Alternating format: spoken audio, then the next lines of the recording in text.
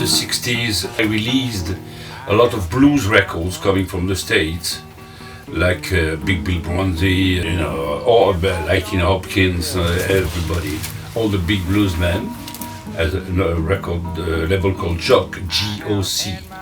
And then I released free jazz records. I released the BYG collection. The BYG collection is free jazz and contemporary classical music and rock music in the same line. Celluloid started in '77. We met with Jean-François Bizot, who does not say nothing to you probably. He's very famous here, was a media guy who invested his time, money and energy with me on Actuel magazine. And he introduced me to a guy named Gilbert Castro, which was an ex-treasury to the Maoist party. We managed to be partners, and we created the Celluloid in France. I made a trip in New York to sell Celluloid records to chain stores. And I've been there. Coming back, I stopped to sleep to my friend's house, Giorgio Gomelski. He was the first producer of Rolling Stone, was a club in Richmond where they played.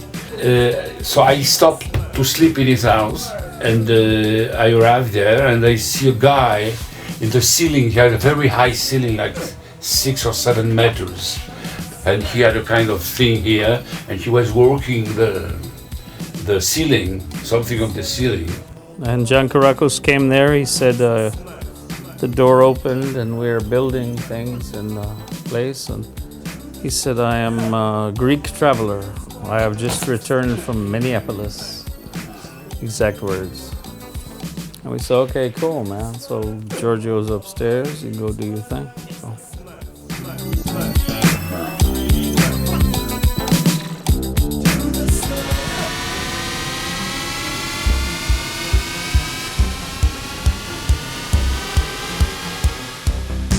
Oh, he was 22, 23 years old. So, hello Bill, how are you? I'm Jean. Then I stayed there, he stayed there, and I spent all night, and I was leaving the next morning very early, but we spent all night speaking with Bill. And Bill had he was a big fan of the free jazz record. And he says, in America the problem is nobody with guts who can go and go against the system, and so you should come and live here. And I arrived, and the first guy I met in St. Mark was Bill Laswell.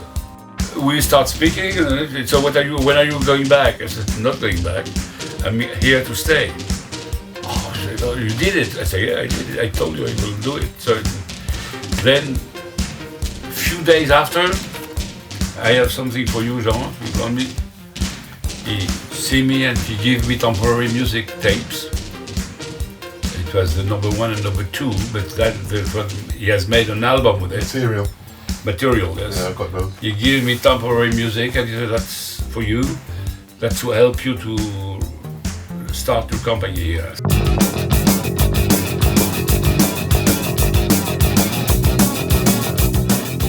Well, Fred came to Giorgio because Giorgio called a lot of people from his background, Magma, Henry Cow, and Badorj, and all these groups that came from Europe, and he brought them all to America. And Fred was one of them.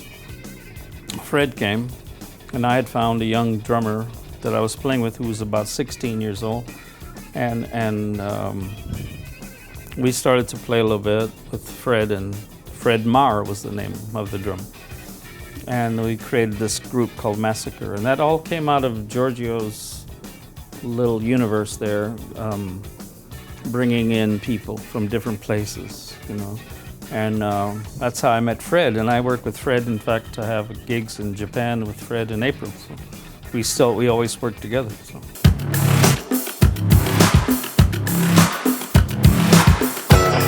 Futura is my name, and I said graffiti is where I got my fame. I was rocking on. Yeah. The hip-hop adventure started with a friend of mine called Bernard Zechary, which was a good friend and working with me. He used to live 8th Street and 2nd Avenue. And it was a club very close to there called the Negril, where every guys from the Bronx will go have a drinks at night. I'm speaking at 1981. We decided to make a hip-hop records because the people, and it was Bill did not want to do it at the beginning. He says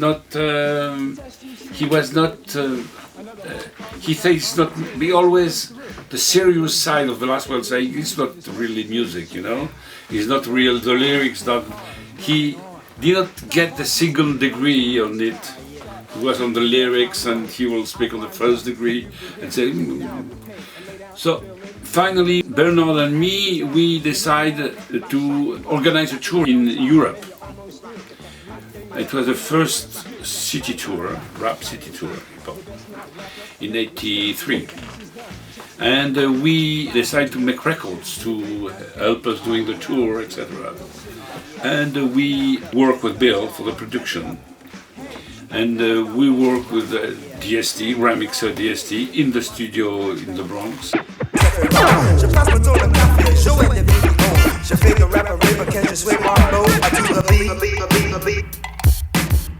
Change the Beat was really Bernard Zechary from France. I think that was his project, really.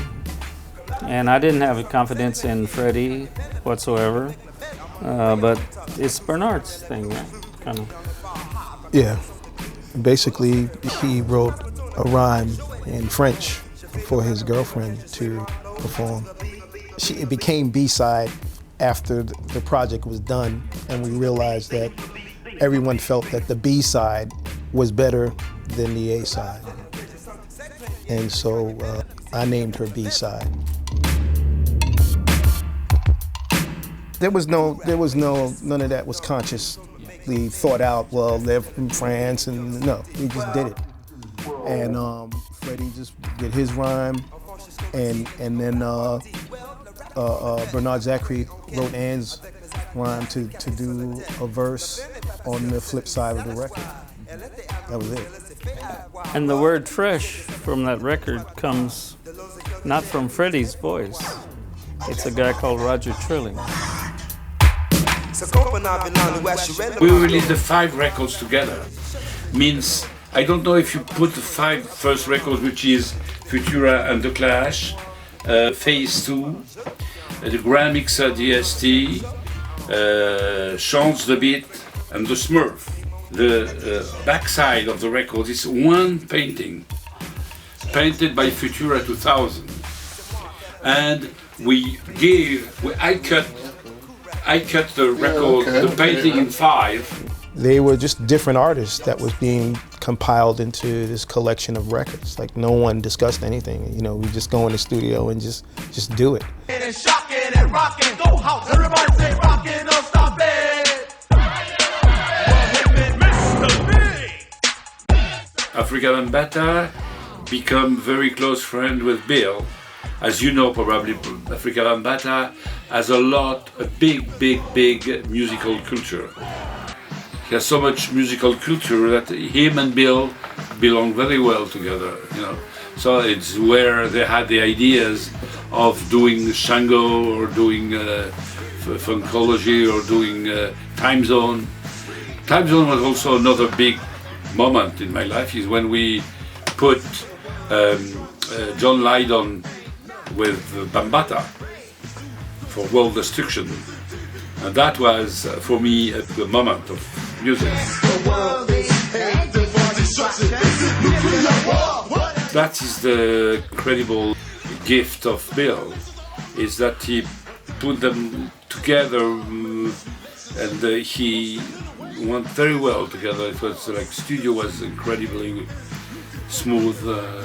But with Bill, always the studio is smooth because he's preparing himself so well, preparing the people, speaking to the people before. explaining his philosophy of the song, of the music, that the people are always partner with them, and it's very easy. Speak about this outside.